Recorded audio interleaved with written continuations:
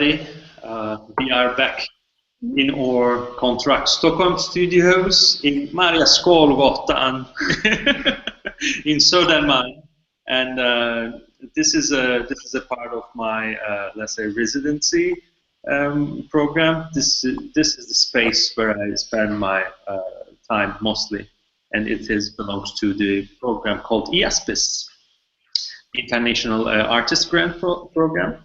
But right now we are doing a series of talks in collaboration with Konstfack, Magnus Eriksson, and his course, Organizing Discourse. So all of these series of programs have been led by the participants of the course, and tonight, not this evening, but it's also we have guests from a different time scape of the world. So that's. Can you please introduce them? Yes. And yourself, shortly. So I've invited Tommy, that I've known for 12 years, and Danny. So Tommy is a painter, designer, creative director. He's based out of North Carolina. Danny is an actress, writer, and an artist who's based out of Atlanta. And my connection to them is I went to art school in Atlanta, and I think I graduated about 8 or 9 years ago. It must have been now. But I work now within art, design, and social work, and I'm setting up a platform for discussions like in connection to these different spheres. And I've kept in close contact with the U.S. since I left, and I've realized after like how much Atlanta and the culture there influenced my way of thinking and working. And I was explaining to someone, they were like, because I think no one here knows anything about Atlanta or the American South. So when I was explaining to someone like what type of city is Atlanta, and I was like, well, it's kind of like a hip hop country international city. And I think, and this is something I've thought about like in the last few years, because I don't think, because the topic tonight is going to revolve a lot around hip hop and what happens to hip hop when it moves into other spheres outside of its like traditional home in the music industry, or its more traditional creative expressions. Like what happens when it moves into fine arts, for instance, or performance arts, or social innovation. How does it affect like your working methods, or the topics that you're engaged with, or the way that you relate to a community?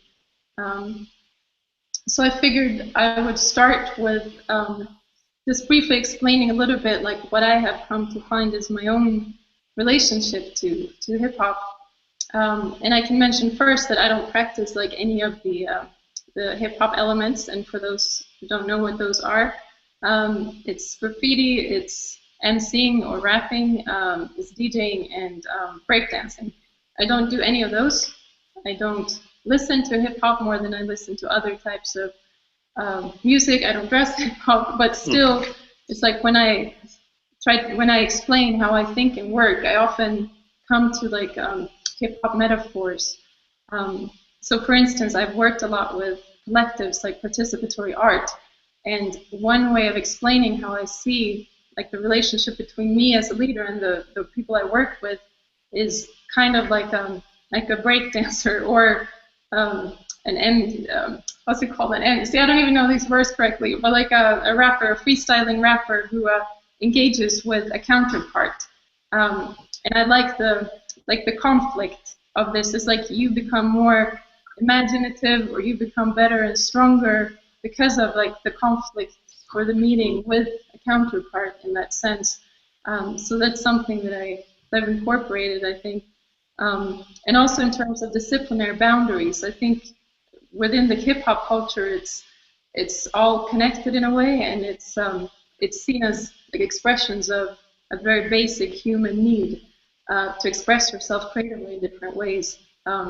And I think this disciplinary boundaries thing, I think that's affected how I see, like I enjoy moving between different disciplines. I think the step over to something else is it's not very long, for me. Or it could be like a metaphor of the DJ, for instance, who samples different cultural expressions. Like in the visual art or visual design that I work with, a lot of it is almost like sampling different cultural expressions and turning it into something else. Also like a directness in terms of how you relate to the immediate surrounding.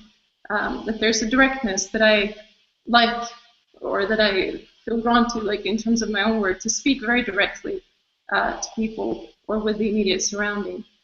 And then I could also, the last thing, I could go on, but the last thing I'd like to mention. you should also let them speak. Yeah, I know. No, but we have some, yeah, it took longer than I thought to say this stuff. I'll just mention the very last thing, and then I'll invite you to talk.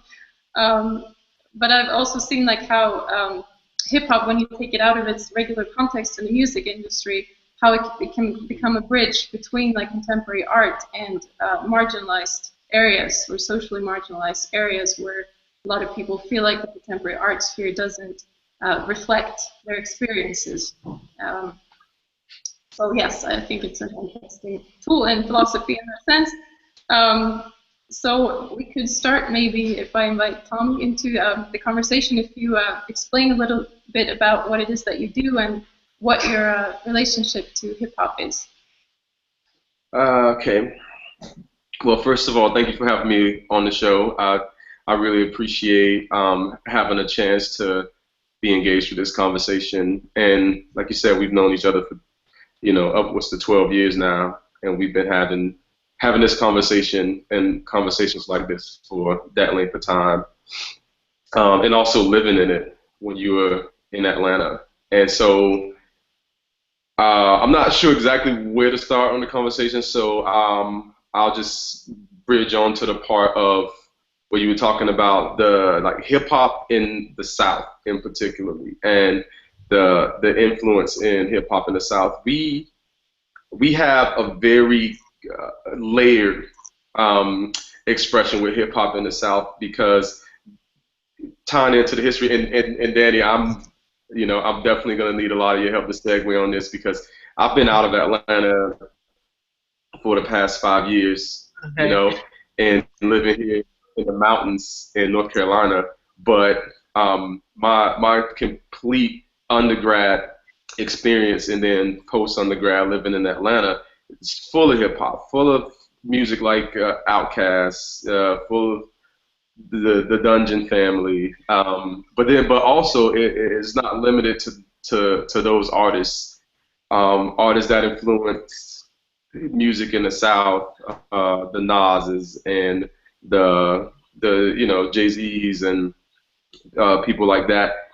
I think what the music in the South brought was that that Southern soul, even the slave hymns, that freedom music, and it blended that culture with a sound that was, I heard somebody describe it as biscuits and gravy before, which is comfort food, it's comfort music. So when I'm working in the studio and I'm painting as an artist, it's a few different levels that the music touches me on. Number one, that rhythmic energy that happens in hip hop music across the board. I'm physically dancing most of the time while I'm painting. I paint with my entire body, so I'm physically dancing while I'm painting, and I'm connecting to that rhythm and that old Southern soul rhythm that is in deep in a lot of the music. The last album, the last series of paintings that I was doing, I was going back and forth between, Outkast, CeeLo Green, and Big Crit, and also the Roots, and all of that music. What it has for me, you got this deep pulse and this deep rhythm, but also the lyrical content is so strong, and I can identify with that and adapt to that while I'm creating and expressing myself.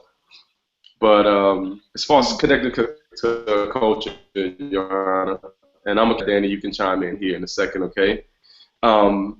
As the as the culture expands, the conversation expands. So because corporate America, and this is just my perspective on it, because corporate America was able to see that this culture is ever expanding, it can't be stopped. It's an international conversation or type of conversation that people have, and they were able to segue the dollars into that. And because of that, these artists who they were kind of encapsulated in these neighborhoods that were not in Sweden and not in France and all these different areas before, now they are literally being able to travel around the world, and the same ciphers and things they had on the block, they're able to have these same ciphers in France and Germany and Europe and Australia and Hawaii and different parts of different places around the world. So as the culture expands,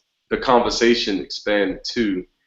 And I think that part. Did you have anything else you wanted?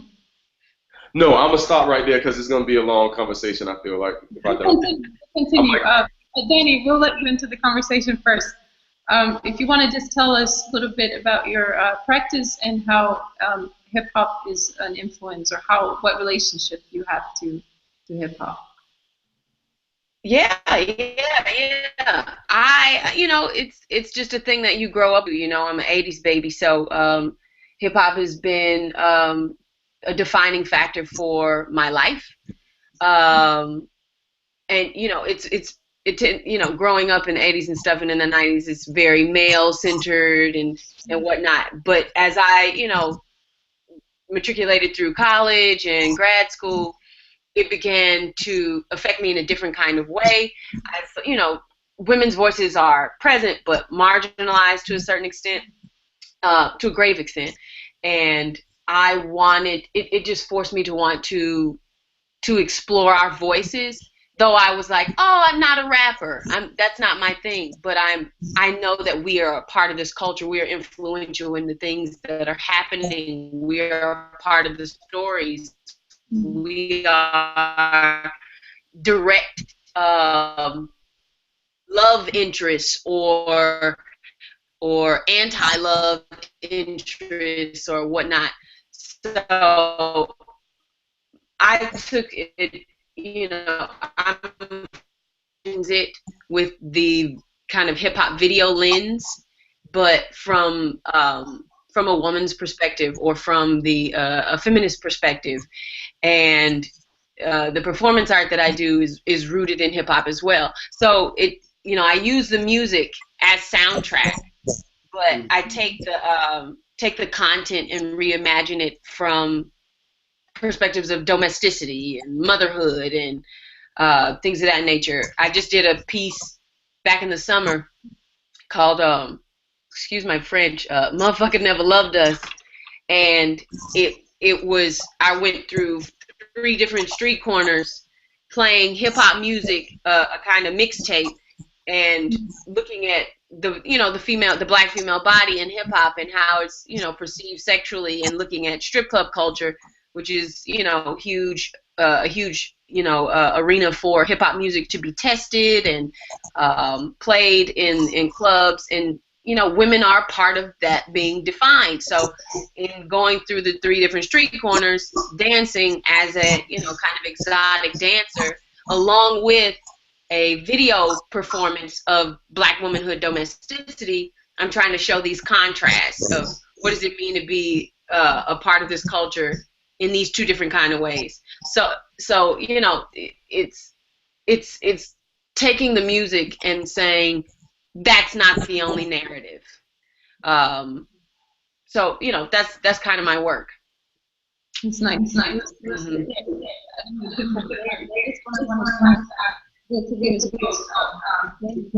Hip hop, like the contemporary art sphere, for instance. Like, how does it change the contemporary art sphere, and how does that change hip hop back, or its traditional expressions? Or does it ever change it? Huh? Or does it ever change it? Oh yeah. Is there any? That's a question. Do you want to take that, Danny? You jump. You go. So is the question, how's the contemporary art scene changing hip hop, or vice versa? Yeah. Both. Like, how do you see the connection or the exchange when hip hop moves into fine arts or contemporary art? How does that affect that sphere, and how does that sphere affect the hip hop, traditional hip hop culture back? Well, it's what I've been seeing as far as hip hop, let's specifically, because I'm a visual artist, right? Yeah.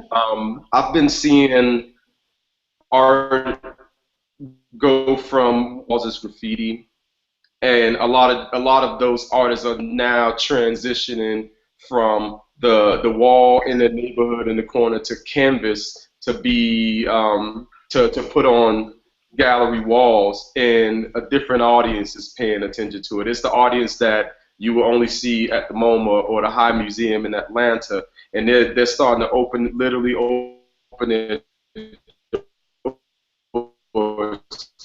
these artists, allowed to do their work in their neighborhoods, on the walls, and it was seen as something that was a little lesser than art. It was obvious that it was art, but I don't think that the contemporary world really, because it didn't have a place or a definition or box to put it in. Before, now that it has a box to put it in, and I mean, on a practical note, now they found a way to market it and sell it. So now that they found a way to market and sell it, they can package it in a way to their consumer, because it feels raw. It's something that's raw. It's a conversation that their consumers, their buyers, their collectors haven't seen before. And I think when it comes to the artists that are making this work, the ones that I've seen who are staying, they're still continuing the conversation with their style and with their approach. They're getting a lot of, new collectors, new possibilities that are opening for them. But at the same time, I see the temptation for artists to try to curb their styles, so that it's more acceptable, and it's more kind of toned down a little bit, so that gallery space or that museum space would accept it, because they can understand some of these visuals. They can understand softer lines and softer colors, So I don't think it's necessarily a horrible thing. I think it helps a lot of other artists expand past, like, this is how we did it on the block. This is how I painted on the walls with this material. So as far as access is concerned, I think it's a great thing. But for me, even when I paint and I'm flipping through these magazines and I'm walking through these galleries, cultural content, right? I'm seeing certain social commentary pieces, and I always have the conversation with myself. Being a young black male, is my work black enough? Like, am I creating work around this conversation that has to do with me as a young black man, at race, being in the South, all of those typical conversations, and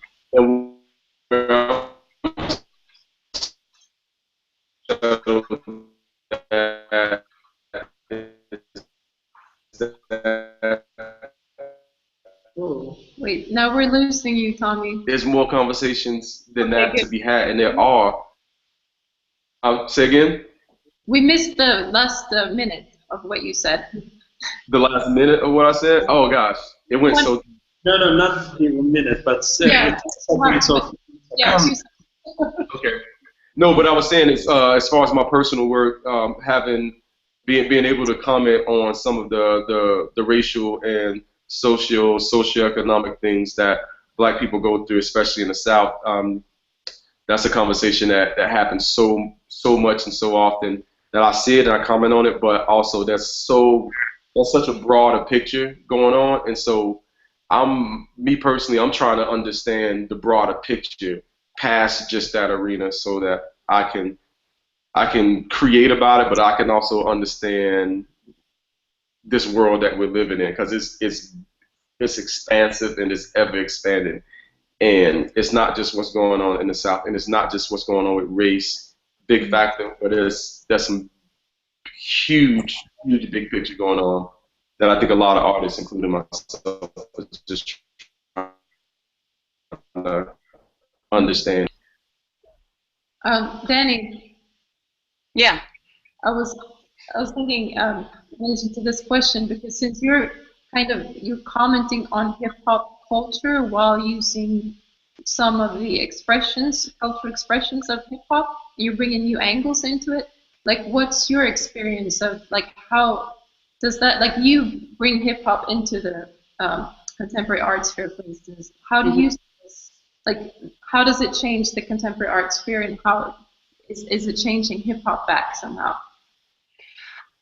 I think when it's going back, when it's going from contemporary to hip hop, it's allowing, or not allowing, it's pushing the abstraction of the music, of the culture, and I think that the alternative modes of that ideal comes into play. There, you start allowing for even more narratives to be played into, not just the more commercialized ones that you see. Now, from hip hop to contemporary, I don't know. I don't know if I'm wholly sure. I know it's a stark, raw ass contradiction to everything else everything else that's in the contemporary world. Just just me participating in curated exhibitions. It's really jarring, and it's really hot, and it's just a different lexicon, because I'll blast like some French Montana when I'm doing my performance art, and everything else is like this ethereal kind of sonic nature to their stuff, and stuff that's more fluid. So I just think it's offering a completely different energy to somewhere where it belongs. I think the oscillation between the two is important in valuing the culture in both spaces.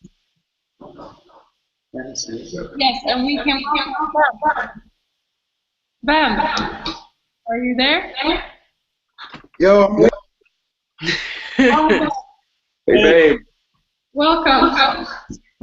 What up? Hey. It's good to see you, man. It's been a while. Cool. Yes.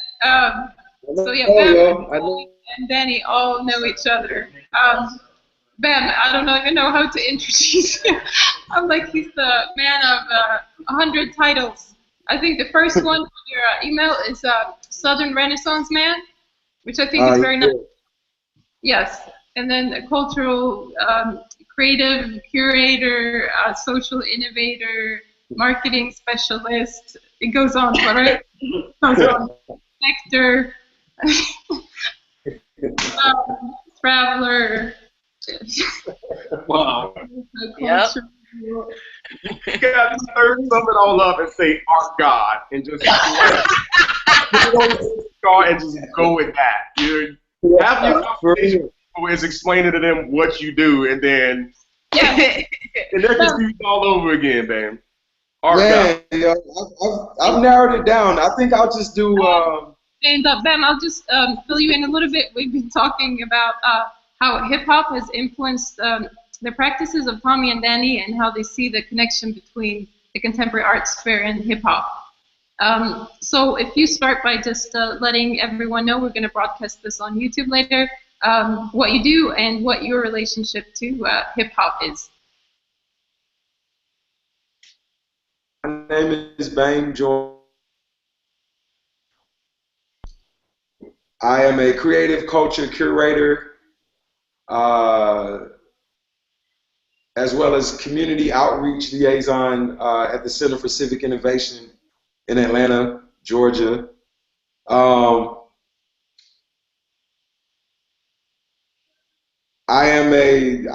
a child of hip hop. I'll be 37 in December, and you know, from my parents, Motown, jazz, and Fela on my dad's side. And then I think, you know, when you're like 3 and you get a crayon and you draw on the wall, and then they spank your hand because you shouldn't have drawn on the wall. When I saw like Crush Groove or one of those old hip hop, I saw graffiti. Before I understood the music, I saw older people in the movie, what it looked like to me. They were older than me, drawing on walls, and no one was spanking them. A natural act of rebellion that I saw, and I was just attracted to these people that seemed to be using a lot of colors and looking like they were being rebellious. This was before I understood the music.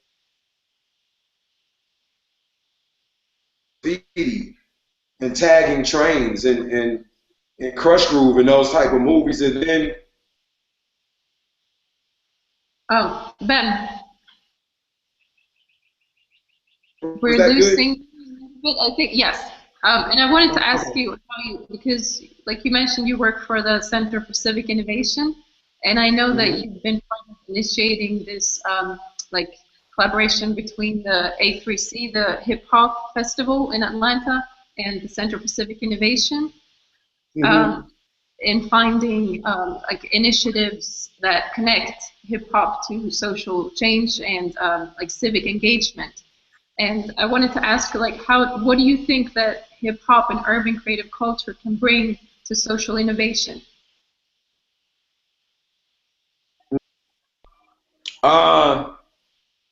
First and foremost, I'm like an attitude adjustment almost. Hip hop, voice of a disenfranchised people when it was started. Which anytime you create something like that, it could be considered an act of rebellion. And fighting for some sort of social change or a time to, if there was go against the rule, that's like probably one of the first steps of innovation is to think differently. And sometimes the act of thinking differently is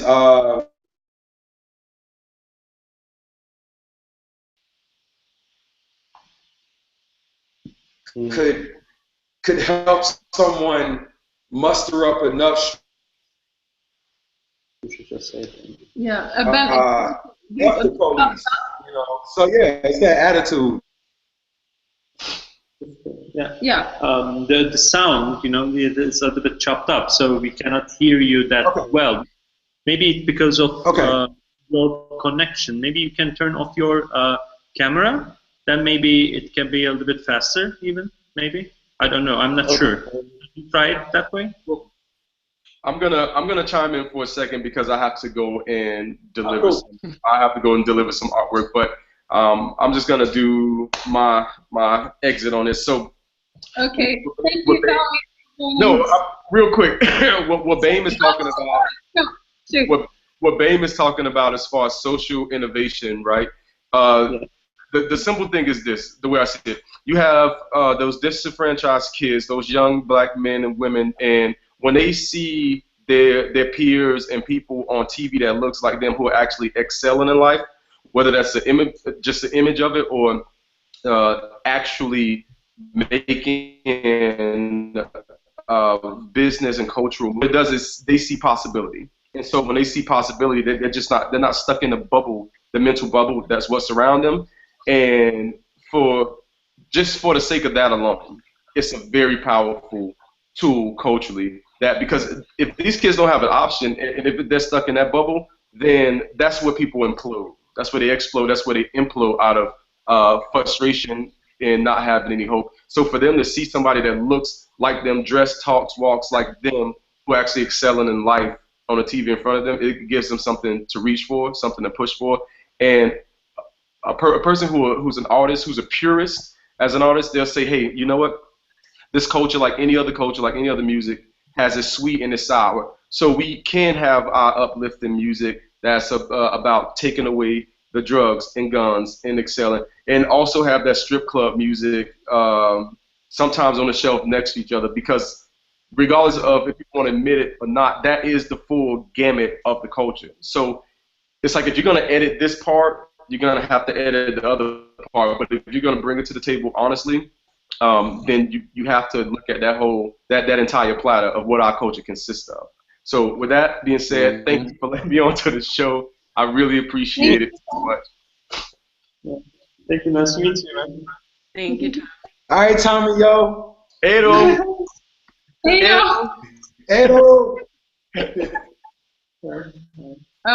Danny, I was curious because I know that Bem has mentioned that you're concerned about like community development or community engagement through interdisciplinary arts as well. So I was curious, like, what potential do you see for hip hop, or like your own, like the way that you have incorporated this in your own practice? Like, what possibilities do you see for like social improvement, if you want to call it this? Or I mean, I think art and, just for myself, telling stories, telling unheard narratives is all a part of that practice. It's all a part of that social engagement. It's all a part of that, social improvement. It allows people to talk about things that they necessarily don't get to talk about in certain kind of settings.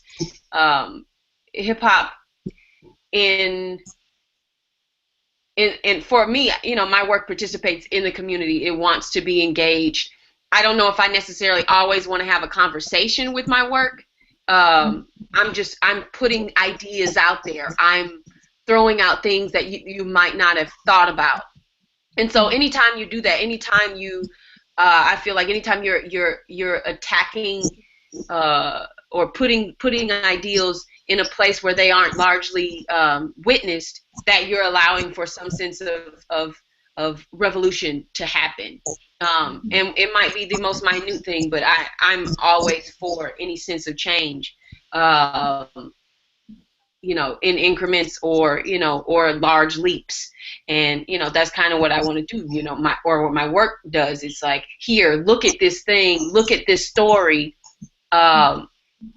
And that's kind of what hip hop is too. Here, look at what is happening to me. Look at how I feel. Look at my environment. Look at what look at what I eat. Look at how I feel. Look at how when I'm at the strip club. Look at how I feel when I'm riding down the street, when I'm smoking weed or whatever. All that kind of stuff. Just like accept it, and this is my honest narrative, and so you have to deal with it now. Anytime you put something out there, you're forcing people to deal with it, and I think that's what hip hop is. Hips through.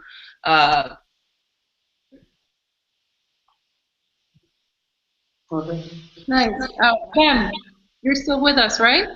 Mm-hmm. Yes. Yes. I'll ask you the last question. When you see, let's see, how do you see the future of hip hop, like the movement that's happening now, when hip hop is moving into other spheres, appropriating these spheres, being appropriated? Like, how do you see the future of hip hop outside of the commercial music industry? Is it going to stay? Turn into something else? What is this, if it is? Can you hear me? Yes. Okay.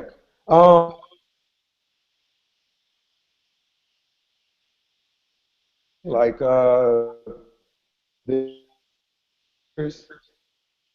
because hip hop is so readily accessible. And I think when we were younger, you had to be a seeker of hip hop and then you went out and found it. But now, because it's such a part of popular culture, you can stand still and it will find you, which I think that affects ideology.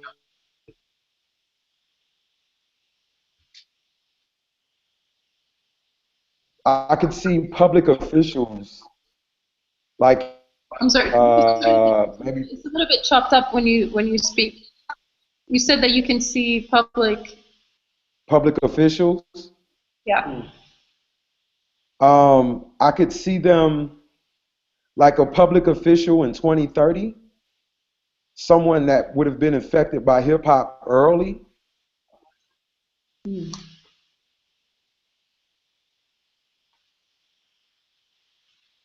See, To hear me?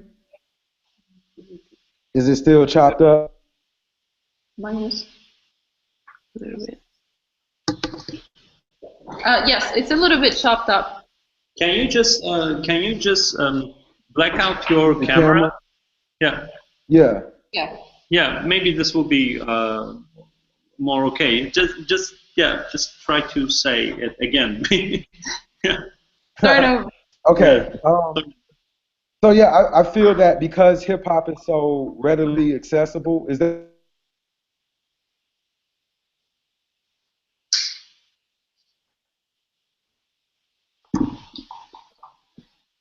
Okay, we've lost you, I think.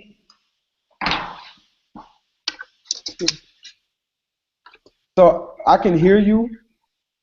We I hear could you try now. to find it.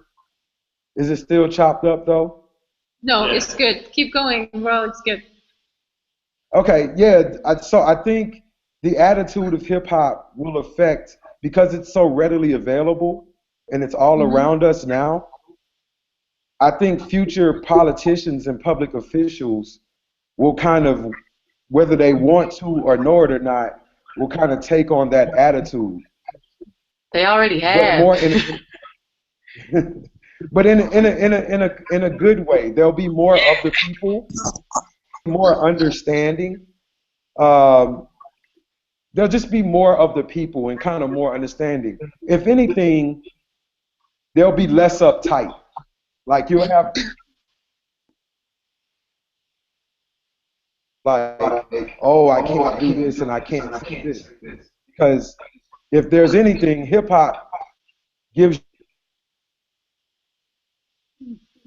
also gives you permission to be a rebel and do the right thing and not follow the crowd. And so I think public officials will take on that attitude. And they won't worry about following the crowd. They'll be rebel in the room. Awesome. Thank you, Ben. I think unless Danny, is there anything you want to say before we finish this? Any last remarks? I'll jump on with Bem. You know, the fact that Obama said everybody want to pop off, then you send me or whatever. I don't know the direct quote, but pop off is a big deal now. You know what I mean? It's like the president of the United States is using this terminology that is reflective of a culture that comes from people who were down here and now are visually up here and influencing everybody everywhere. I mean, what more can you say? You know what I mean? It's gonna keep permeating all kinds of different spheres. It's gonna take on new forms, new shapes. And it's an exciting thing. And the languages is gonna, reach even more people and become, it's already doing that. The Quan is ubiquitous. What else? Dabbing is ubiquitous. Like that kind of dab on them folks. You know what I mean? Like this is the impact of of what people who have been subjected to this, such hardship, such degradation, and yet are still powerful enough to spring forth something amazing. You know what I mean? Like it's just going to keep spreading, and it's going to take on all kinds of new forms, alien forms, futuristic forms, traditional forms, fundamental, you know, ritualistic stuff that we have no clue. You know, I'm excited for that. Awesome. Thank you. Thank you. Thank you, Danny. Do you have any? Thank you, guys. Do you have any more for this thing? No, I also want to thank you. It was so exciting for me. You know, I'm not that familiar with the whole hip hop thing, but you know, it's quite exciting. How it can be also exciting for me. To think this kind of stuff in. Thank you. Thank you, guys. Thank you. Holla at y'all. Edo. All right, Danny. Hi, Bill. Hey, Danny. Yeah. All right, yo.